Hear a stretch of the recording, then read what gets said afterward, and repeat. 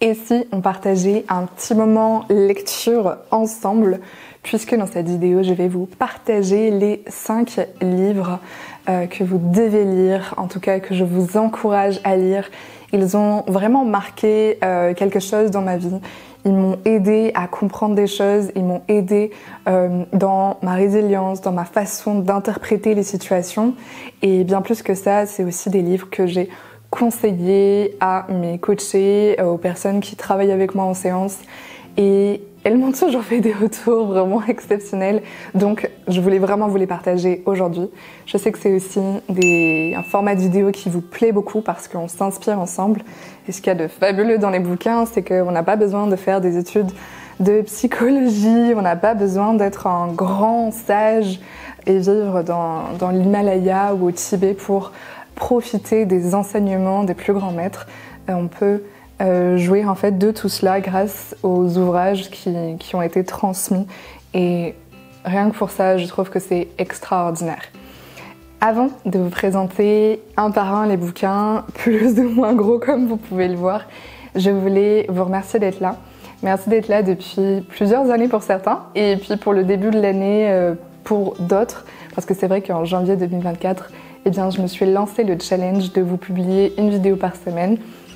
Donc merci infiniment parce que je vois que ça vous plaît et j'aime profondément vous transmettre via les vidéos YouTube. Alors j'ai pas écrit un livre comme Deepak Chopra ou comme Darren Hardy, mais je vous partage sur YouTube des vidéos sur les thèmes du bien-être, du développement personnel, de l'amour de soi, la confiance en soi et tous ces sujets-là qui sont fondamentaux pour notre paix, pour notre bonheur, pour se libérer de la souffrance et vivre finalement une vie paisible où on se sent tout simplement bien et heureux.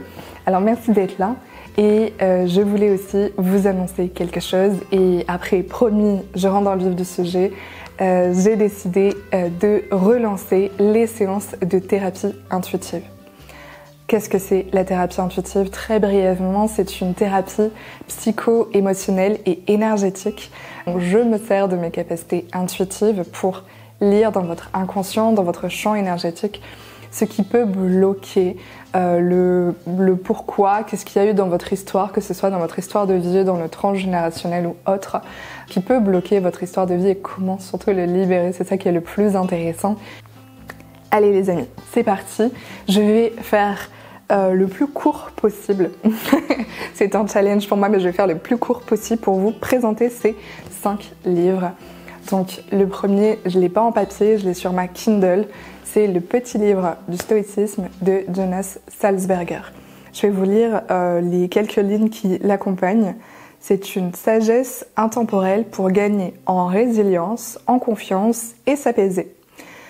Ce que j'apprécie profondément dans ce livre, c'est que le stoïcisme, c'est une philosophie qui n'est pas toujours simple à comprendre parce qu'elle est assez complexe. Pour ça, je vous ai même emmené ce bouquin-là, Les pensées de Marc Aurèle, et sans blague, je suis à la page 14 et ça fait vraiment longtemps que j'ai ce bouquin. Donc, l'avantage du livre de Jonas Salzberger, c'est qu'il est extrêmement simple à lire. Il facilite les concepts de la philosophie stoïcienne, qui est une philosophie vraiment extraordinaire, je trouve, qui est ancestrale et qui nous permet finalement, comme le dit le titre aussi, de vivre dans la résilience, d'avoir plus de sagesse, plus de paix. Et c'est bien, je trouve, qu'il y ait justement des philosophies qui nous donnent une ligne conductrice. C'était Léa Candon quand elle parlait du bouddhisme. Donc, Léa Candon, c'est une personne que j'apprécie énormément et qui transmet des choses autour du bouddhisme, autour de la pleine conscience. Et elle dit que le bouddhisme, avec elle aussi ses propres lignes conductrices, et en connaissant les deux, je trouve qu'il y a des choses qui se rejoignent aussi dans la philosophie. Eh bien, elle disait que c'est comme si on était sur la route et qu'il n'y avait pas de code de route de la route. En fait, chacun fait ce qu'il veut, c'est le souk, c'est le bois, on ne s'en sort pas. Et donc le fait qu'il y ait un code de la route que l'on va respecter, ça permet à chacun de vivre en harmonie, d'éviter les accidents, d'être safe et de savoir qu'on va arriver à bon port. Et bien c'est la même chose avec la philosophie stoïcienne ou même le bouddhisme. En tout cas là pour le livre de Jonas Salzberger.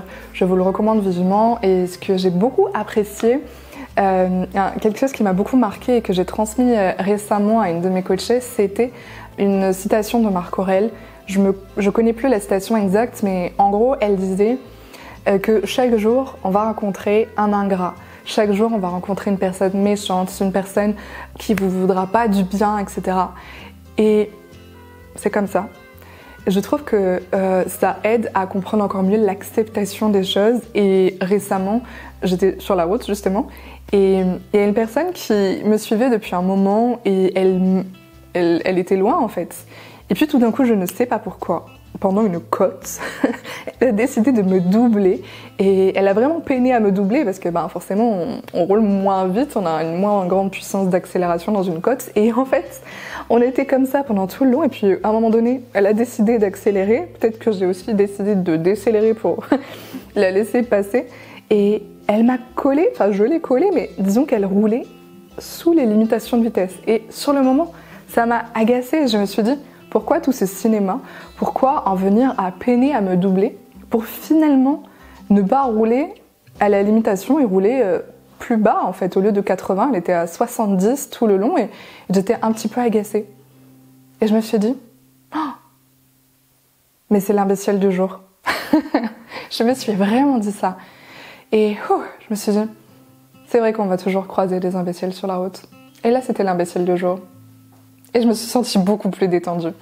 Donc ça, c'est un exemple, mais vraiment, il y en a d'autres et je vous recommande le livre de Jonas Salzberger. Venons au deuxième livre. Donc vous aurez compris que je vous recommande pas encore les pensées de Marc Aurèle, j'en suis pas là.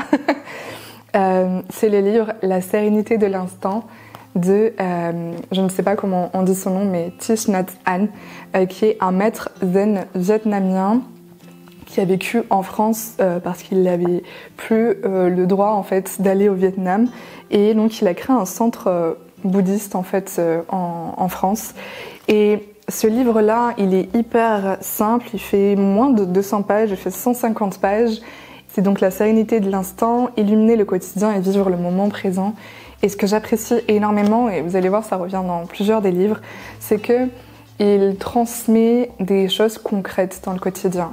Comment vivre l'instant présent quand on fait la vaisselle.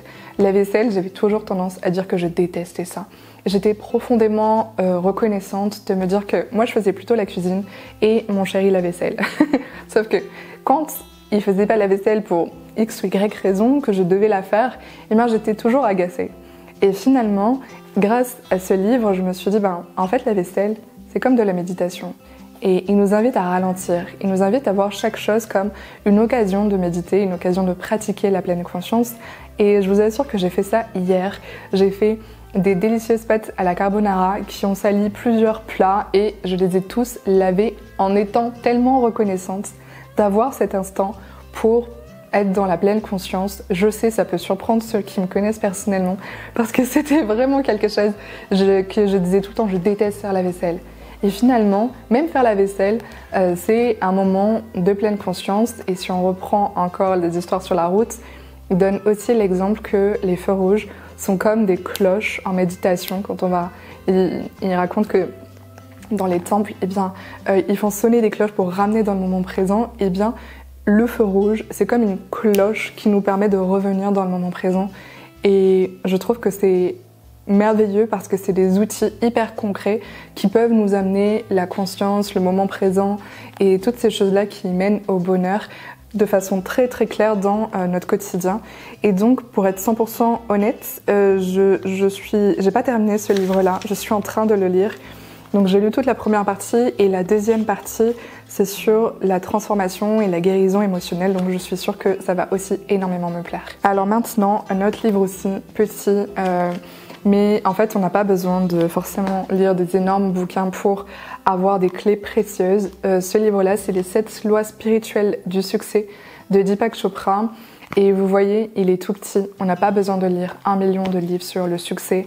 Et j'aime profondément celui-là, je pense que c'est un livre à lire et à relire aussi, puisqu'en fait, les lois qui transmet, par exemple, la loi du don.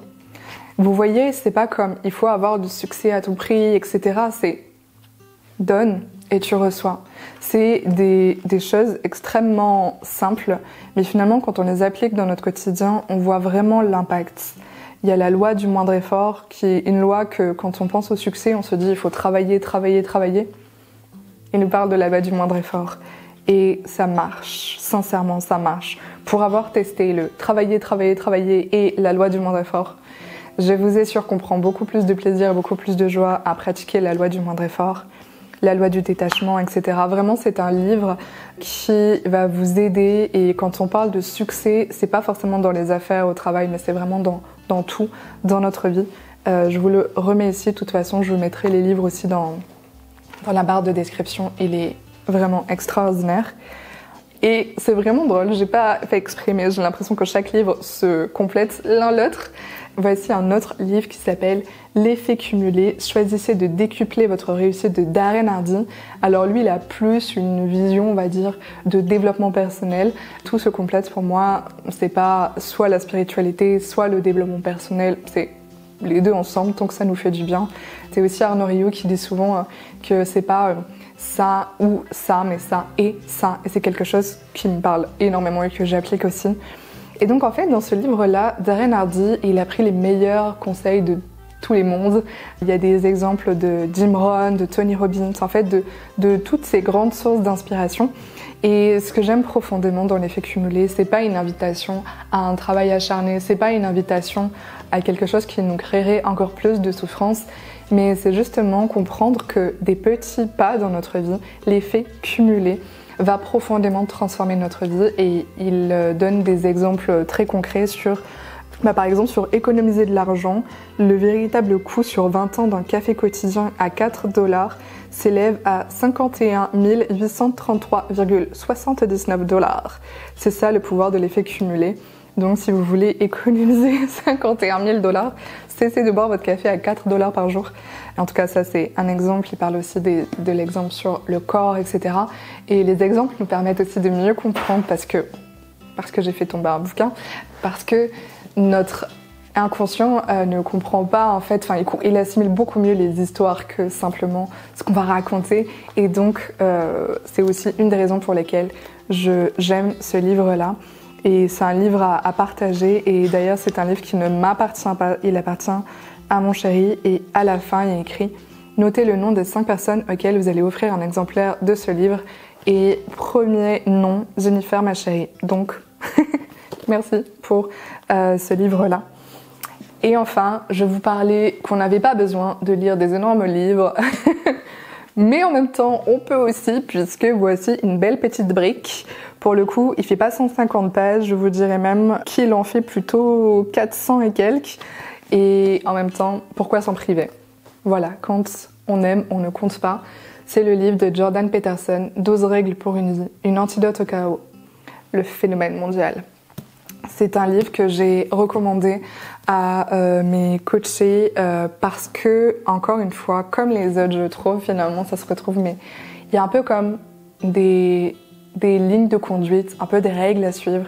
Et je trouve ça chouette parce que parfois, il y a des grandes théories qu'on n'arrive pas à appliquer, qu'on comprend pas vraiment non plus. Et bien là, il n'y a aucune grande théorie. Pourtant, un docteur en psychologie, il pourrait faire des trucs hyper compliqués, mais ça ne l'est pas. Sur ce livre-là, il faut quand même être attentif. Je pense pas que si vous êtes complètement épuisé et que vous dites je vais me détendre avec un bouquin dans le lit, ne lisez pas ça. Vous allez rien comprendre, sincèrement. Il faut avoir un petit peu de jus de cerveau parce que voilà, il donne quand même des exemples un peu poussés, etc. Mais je voulais vous partager. J'ai pris sur mon téléphone, je vais prendre les exemples qui m'ont beaucoup parlé.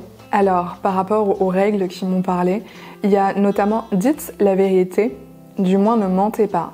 Et c'est vrai qu'on a tendance à faire beaucoup de petits mensonges pour s'arranger, etc. Et ce que j'aime profondément dans ce livre-là, c'est que, en fait, il remet en question des choses du quotidien qu'on fait un peu par habitude, parce que nos parents mentaient un petit peu, donc nous aussi on va mentir un petit peu, etc. Et il explique le pourquoi du comment. Et j'aime ça, en fait. J'aime ça parce que c'est un livre aussi qui nous rapproche de notre authenticité, d'être nous-mêmes et d'être voilà, sans filtre, sans mensonge. Et je trouve que quand on est comme ça, quand on est authentique, eh bien, on ouvre aussi cet espace autour de nous pour que les gens se sentent en confiance et qu'ils soient aussi eux-mêmes dans la relation. Et on a besoin de ça. Donc, il y a dites la vérité, du moins ne mentez pas. Tenez-vous droit, les épaules en arrière. Donc, vous voyez, c'est des choses du quotidien, mais il explique en profondeur et il donne des exemples, etc. Donc, c'est vraiment extraordinaire. Caressez les chats que vous croisez dans la rue. Défendez à vos enfants de faire ce qui vous empêcherait de les aimer. Donc voilà, je ne vais pas vous faire les 12 règles. C'est aussi un livre qui s'adresse pour les personnes qui n'ont pas d'enfants, mais aussi pour les parents. Je trouve que c'est vraiment très très bien choisi, ce bouquin-là. Je vous ai partagé mes 5 livres coup de cœur. J'en ai lu d'autres, mais j'ai choisi vraiment ceux qui me plaisaient le plus et que je conseille aux personnes que j'accompagne. Donc c'est que vraiment ça vaut de l'or, je ne conseillerais pas n'importe quel livre parce que je sais que notre temps est précieux dans ce quotidien bien occupé. Mais justement les livres c'est aussi un moment de revenir dans le calme, revenir dans le moment présent et de s'offrir cette bulle pour nous et pour finalement les autres aussi, parce que comme le disait Sarah, dont j'ai publié le témoignage la semaine dernière, quand on prend soin de nous, bien sûr, nous, on ressent les bénéfices, mais aussi notre entourage, même s'ils ne savent pas qu'on fait ce travail de développement personnel, eh bien, ils en ressentent quand même les bienfaits. Donc, c'est toujours un bon choix de se choisir. Encore une fois, si vous désirez réserver votre séance de thérapie intuitive ou tout simplement, dans un premier temps, en savoir plus, n'hésitez pas à aller regarder le lien dans la description de la vidéo. Et aussi, dites-moi dans les commentaires quelles sont vos pépites, qu'est-ce que vous lisez en ce moment. On s'inspire ensemble et on se retrouve dimanche prochain pour une prochaine vidéo. En attendant, prenez soin de vous et souvenez-vous qu'à cœur vaillant, rien d'impossible.